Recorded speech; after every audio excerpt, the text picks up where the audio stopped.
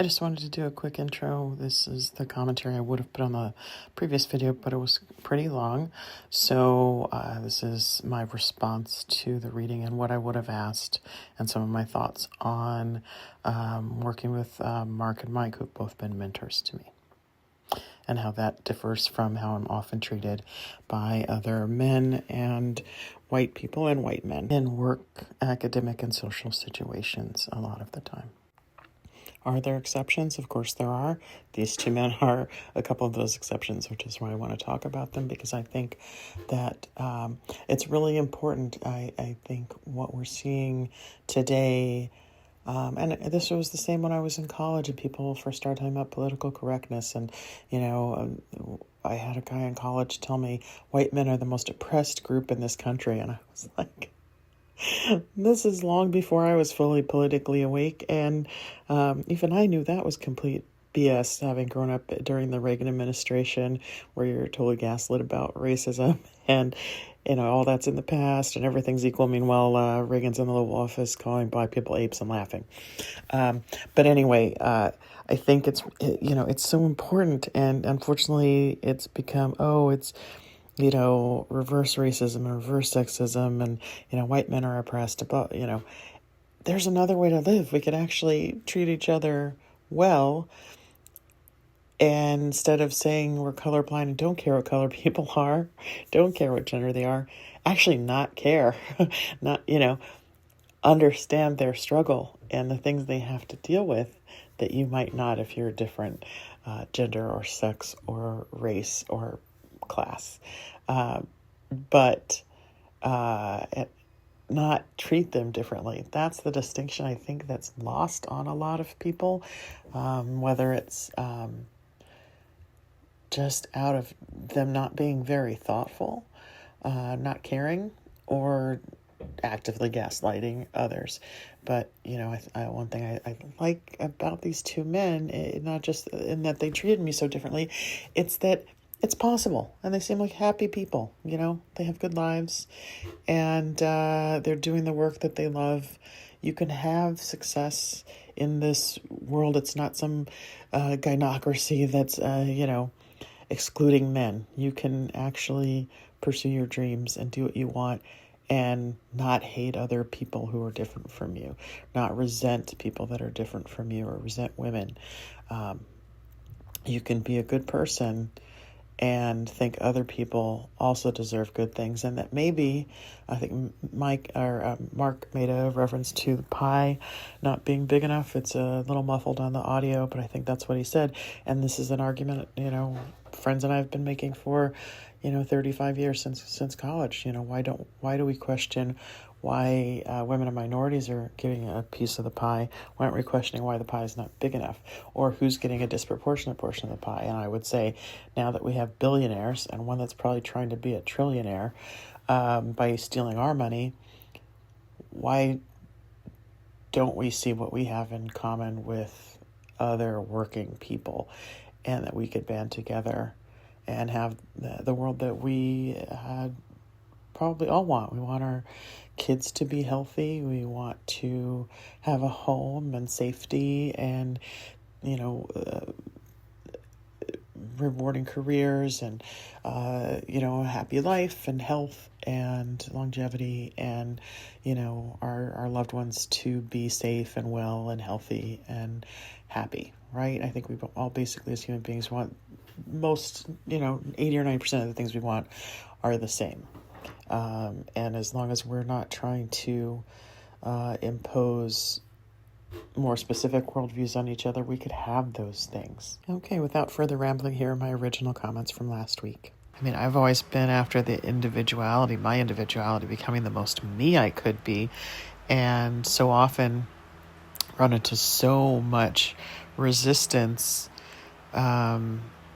and abuse for not filling some gender or racial binary that was expected of me, and not even a binary. I was expected to choose one side, whereas, I think, quite literally, racially, I am mixed, and as far as gender, that is a construct, and I think I always sensed that even before I went to college and studied political science and women's studies, where we broke that stuff down.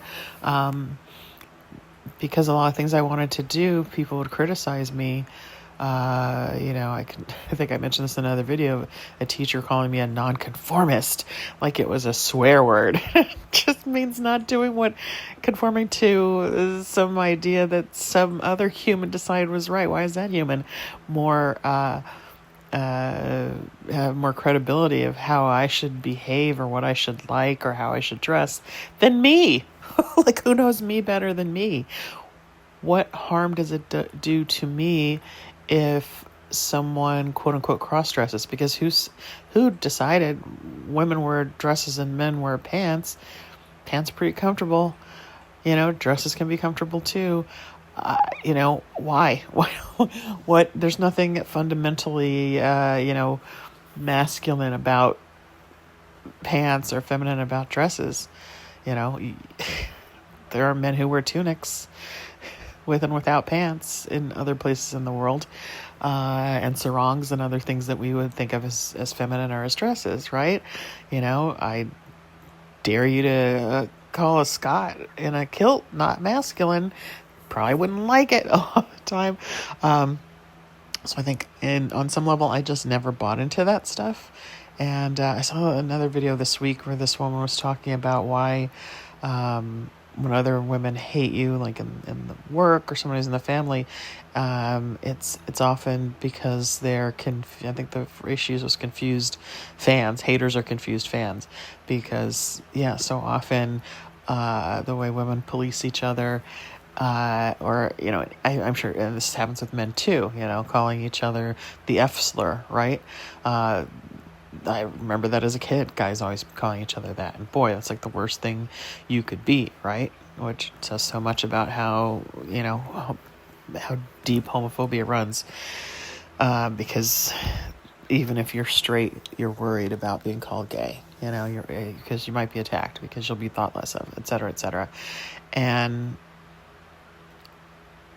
some big part of me inside is like, who cares? I don't care who someone else sleeps with. I don't care how someone else dresses.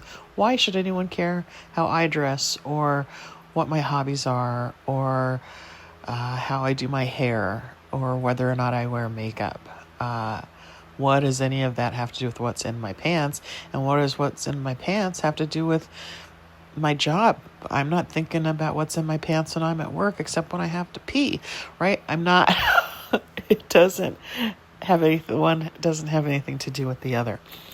So one thing that, since that other woman asked the question very much similar to what I would have asked, and then it was the last question, they gave a couple tries of anyone, any more questions, and I was still trying to reframe or think of a different question, and didn't do it in time. And I'm shy a lot of times and things like that, so I also, not always comfortable and always kind of regret later. So the question I would have asked was sort of riffing off of that. It would have started with a comment, and my comment was they were talking a lot during the reading about their commonalities in their writing, which I hadn't really thought about. They write about very different things, even though they went to high school together. I should mention that. And it's all quite a big coincidence that I know both of them, because I also lived in Manhattan Beach. It's just in second and third grade. I think Mark and I figured out we were a few blocks apart, but he was far enough away where he went to a different elementary school, so we didn't meet. And then when Mike and I reconnected when he came back to the States a few years ago, he said, "Oh, so you know Mark from elementary school then?" And I said, "No, I know him from the writing residency where I just met him." He's like, wait, you didn't pick him because you knew him? I was like, no, I picked him because he was from here. So I figured, I was looking for someone who had an elite education, gone to a good school, but then not done the traditional route of going right into an MFA or making a lot of money or, being the literary darling of New York, someone that did something totally different, because that's what happened after I didn't take a straightforward path after Columbia. So I wanted someone who had that kind of background, and there was someone else that had gone to Harvard and become a fisherman, so he was my second choice. My third choice was someone who actually did go that route, went straight after, I think right after undergrad, into the Iowa Writers Workshop. But I picked him more because he was the head of the program, who I'd been corresponding with, who accepted me into the program, and so he was the only person I had had any contact with. So, but Mark was my first choice. And I actually didn't think I would get him, because as the workshop was coming up and we were sent other peer work, there was a guy that was, his writing reminded me so much of Mark, who, was like sort of influenced by Edward Abbey and Desert Solitaire, it being such a big work for so many people. And then this guy was so similar. I was like, he's like the third coming of Edward Abbey after Mark. He's totally going to get Mark, and I'm not going to get Mark. And I was jealous of this guy as I read his work, but it was really good. So I couldn't be a hater. But then I did. I got Mark as my mentor. And so, Mike and I were talking. I was like, yeah, no, so Mike's like, wait, this is all a coincidence? And I was like, yeah, just like I didn't meet you when I lived in Manhattan Beach, because Mike didn't move to Redondo Beach until after I had left. I think he said around junior high. So our paths didn't cross until I was like 16, going into my senior year of high school, and got into this journalism workshop in Central California, run by people from like the LA Times and the Register and basically all the papers throughout the state, who had attended this journalism workshop when they were teenagers in the like 50s and 60s. And Mike was 2 years older than me, so he had attended it a couple years ahead and was a counselor that year. There were like 4 counselors. So and he was like the cool counselor with the guitar, and he was just funny and kind. And so what I really wanted to get to in this video, and of course digress a lot, is one thing that was very similar with both of them, and this would have been how I started the question, was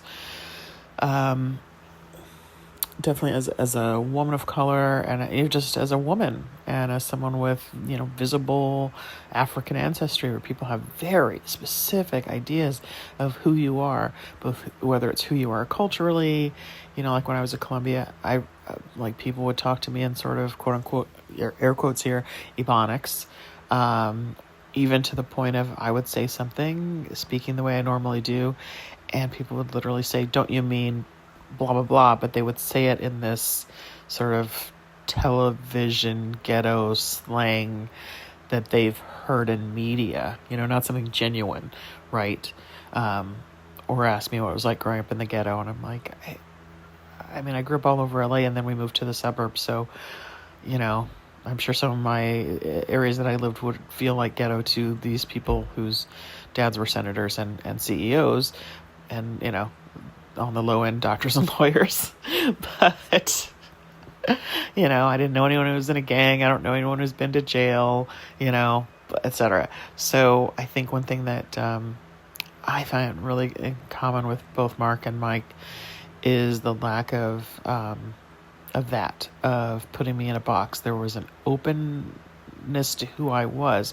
When you meet someone that's, yes, we all make snap judgments, but I find that I can revise my snap judgment, and it's usually not as intense and in ink, or in set in stone. Like, I might dislike someone and then realize, like I have a really good friend. I was like, who's this arrogant jerk? When he kind of, in college, his club disbanded and they transferred their funds to a club that I was in. So to me, he was this Johnny come lately, but he had had classes and knew some of the other organizers of this progressive club, and he had like a social action club basically, and he just folded it in. But he came, the first time he comes to a meeting, is just really talkative, and I was like, who is this guy? And then he had like kind of like a, not quite a mohawk, but like like a rooster kind of thing going on. And I was like, who is this guy? And now he's one of my closest friends. We've been friends for like 35 years, and and have these long talks and think of each other as brother and sister. But my first impression of him was like, who's this guy? He thinks he runs this, So, I think that's an important thing to do as a human, to relate to each other as human beings, regardless of what's, skin, hair, genitalia, etc. On some level, you have to get to know people as people, right? And, we all make, stereotypes or have assumptions or whatever. But I think, what I would have asked them was, both of them were open to me being who I am, and there was never this tension of I should be playing small or acting stupid, or why do you talk so much, or a lot of the policing that I might get from a lot of white men, right? Or white people or men, right? The idea that I should be this, and they would have a specific idea, or even a lot of times not even them not even being able to express their idea of what I should be to police it, but just there being this weird tension and just rage under the surface. In fact, I had a conflict with an old friend a few months ago that ended several friendships because there was this seething rage, and I couldn't understand where that was coming from. He was, doing some work for me, and, sometimes he was just seemed angry about doing the work, and sometimes men have trouble taking direction from women, and I've experienced that before, and it just increased. So, often I have encounters with men or white people, sometimes black people, but more with white people, because with white people it's more of a power struggle of me knowing my place in the hierarchy, whereas with black people it might be not having grown up culturally with a lot of black influence. Even though my black family were in the family, I lived far away from most of them. My dad didn't impart a lot of things, as Mel Hamlet pointed out in one of our moderator conversations that really opened my mind was women are the transmitters of culture. So of course, people always say, oh, biracial people with white moms, they are confused about who they are, blah, blah, blah. I'm not confused. But it wasn't my mom's responsibility to teach me anything about blackness. It's my dad's. And a lot of men just don't do that, just like they don't teach a lot of things. And my dad was very present in my life, but at the same time, for whatever reason, and I don't think he was ashamed of being black. He wasn't with my mom because he didn't like black women. In fact, quite the opposite, I would say. But a lot of times there is just this tension and awkwardness, even though there hasn't been an actual conflict. And I have that a lot with white women, sometimes white men. White men usually less because, they know they're on the top of the pyramid in this patriarchal white supremacist culture. But sometimes it's anger, and sometimes it's just annoyance. Like I'm a little ant, they need to tamp down. And it's only in hindsight that I even understand why that tension was there. I didn't assume it was based on race or sex. I just thought, oh, they don't like me. It's an individual issue. But, if it keeps happening, it keeps happening with certain people, certain types of people. You have to pay attention, recognize the pattern. So I never had that with either Mark or Mike. And it's fairly unusual. And they both have just encouraged my work and just been kind and awesome. I don't want to put them on a pedestal, but it is unusual in how they were open to me and who I was and how they talk to me. It's respectful. It's congenial, collegial. We can joke back and forth, but I'm not the butt of the jokes. That's a big difference. And to the point where I've kind of sometimes just asked Mike questions of how did you get this way? Because you want to replicate it, right? I want to know how we get more men, particularly white men, to be that way, to like women and not think of women as an appliance, but as a person, because I think, I've read or spoken with both of them, Mark more reading his work about his wife and falling in love with his wife, and Mike more on personal level, how he's spoken about his partners, and they seem to like the person. It's not, you know what I mean? It's not just, oh, she's so pretty and she's sweet and she's, a good cook or something. It's, she's smart and she's doing this and blah, blah, blah. Both of them just really seem to like women as people. And I think that is sadly so unusual. And I want to know why. I want to know why, you know, more men aren't like that. Because honestly, until my 30s, once I got into Columbia, I fell out of touch with a lot of my male friends, but I had quite a number of really close male friends. Now I'm just kind of down to 2 close male friends that I speak with frequently, and then I talk to Mike once or twice a year. We're not super close friends, but I have 2 male friends of like 35, 40 years. And they adore me, I adore them. They think of me as their sister. And, we've had fights and disagreements and negotiated through those and worked through those.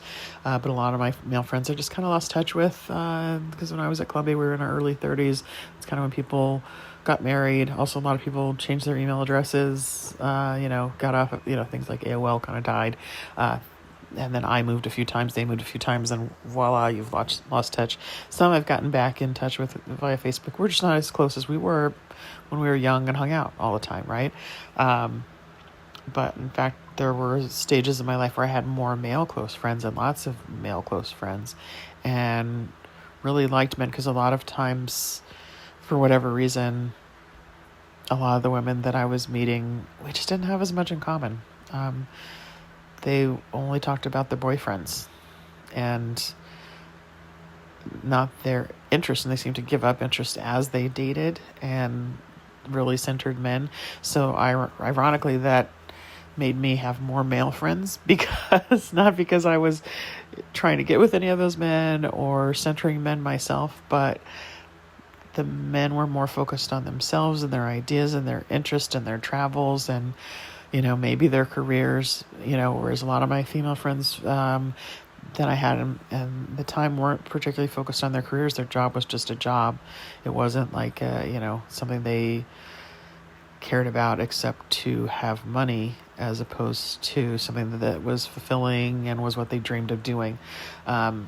Whereas, the one male friend I'm still close to is a musician. The other one is a teacher, an activist, a musician. And then, Mike and I talked more like 30 years ago. We bumped into each other in San Francisco and then talked a bit around that time. And he was just starting to get his, professional writing career going. So a lot of the men that were in my life. Oh, and the third one was in college and then grad school. Now he's a Buddhist studies professor, has written books about Buddhism. So, we related on those levels, and always had great, interesting conversations. Whereas most women, unfortunately, it was only the boyfriend and were they going to get married, blah, blah, blah, blah. And this was in the 90s, not the 50s, right? So at some point, like I said, I fell out of touch with a lot of these male friends and missed that energy. And also, I love intelligent women, and I'm really glad that through the internet I found more of that. But, and I have some women friends that are interested in their careers and politics and have other interests besides, being a wife and a mother. And, there's nothing wrong with those things. It's just that if that's all they have, it's just not the same as them having interests in other things that they're passionate about. I think that I just doubt that those roles are fulfilling enough to truly be enough. And because I've seen people on the other end that are regretful of the things they gave up for those roles, or thought that they had to give up for those roles. Anyway, but long story short, too late. I just really wanted to talk about how different my interactions have been with Mike and Mark, and also how that I see it in their writing. When Mike was kidnapped by Somali pirates and held captive for 2.5 years, and I see it in his book, The Desert and the Sea, that he wrote about that experience. I see it in other articles he's done about hostage trials, trials of the people who held him hostage, as well as articles about, there was a Somali community he was visiting and writing articles about, and all sorts of other things. And then Mark, the same, he was encamped with Native Americans during Standing Rock, and I remember the things he was writing at the time about that. And in his book, The Unsettlers, where he traveled across the country to be with people that were living alternative lifestyles, trying to live off the land or whatever. It's a really great book. The same empathy and openness and compassion and insight and not white saviory way that they both approach me, I see it in their work. So it takes me 22 minutes to explain the question that I would have asked them, and more of a comment, and then they could have riffed off of that. Anyway, I just really wanted to talk about sort of alternative ways for men to be, instead of being stuck in a binary or toxic masculinity. I'm not, again, saying these men are perfect.